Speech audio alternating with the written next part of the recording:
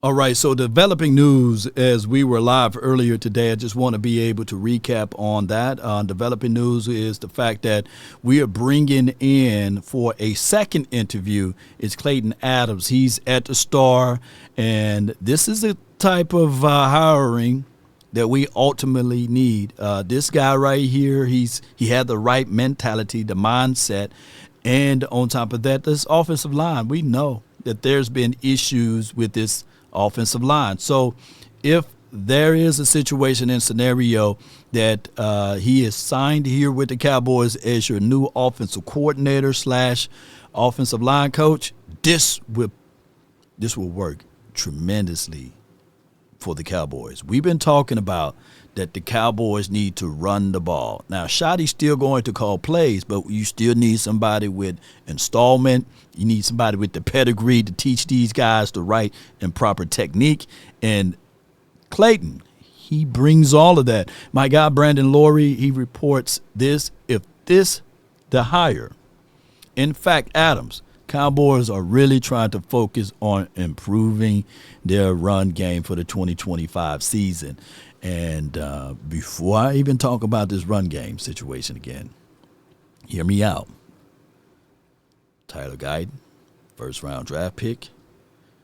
Tyler Smith, first-round draft pick. Cooper Beebe, well established now after that first year. Unbelievable numbers for a rookie center, right?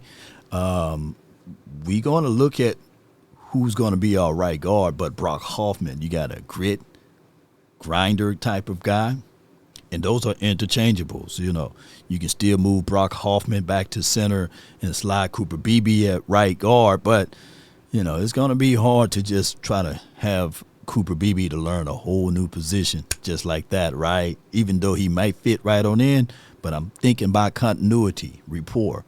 And then you have Terrence Steele. Don't forget, we drafted Nate Thomas. We still had high hopes for Awesome Richards, who Nate Newton said that he was the best left tackle last year. And I can already tell you, with this guy in the building, that Chuma Edoga, all of that stuff, we may be long gone from that. You know, the Matt Wellescos and the Joshua Balls of the world, you know, we're going to be long gone from that. But what I'm going to get at with Tyler Guyton, when he's pulling, he's very athletic. He was very green. All of the year before last, he was playing right tackle for OU. And then the Cowboys brilliantly thought that they can put him at left tackle and he won't miss a beat and these sorts of things. And we've seen down the stretch, normally players get better, but it seems and appears for Tyler Guyton, things got a little worse for him, you know.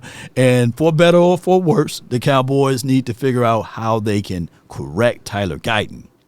Well, if you invested first-round draft picks on that offensive line, invest in a guy that can mend all of that together, and it will be of the kinds of caliber of Klayton Adams. I think that he will bring a lot to the table.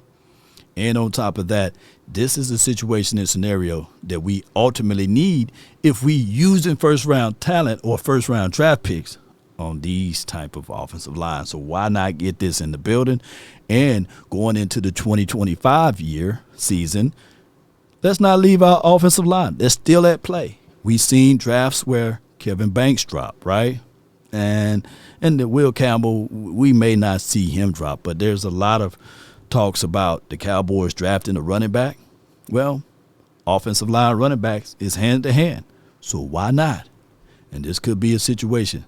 If we're looking at the fan base, everybody's pumped up. They're excited about this.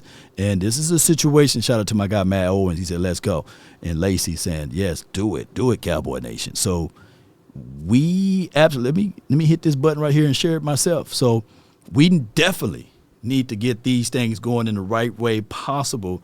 And I will be very, very happy if the Cowboys do such. Post me your thoughts, post me your concerns down below, Cowboy Nation. I'm all 10 toes down for this particular pickup because I know that this pickup is in the right direction of what we're trying to do. And let's not get all caught up in the ancillary pieces, you know, of your situation, like who's going to be the running back coach, who's going to be this guy and that guy.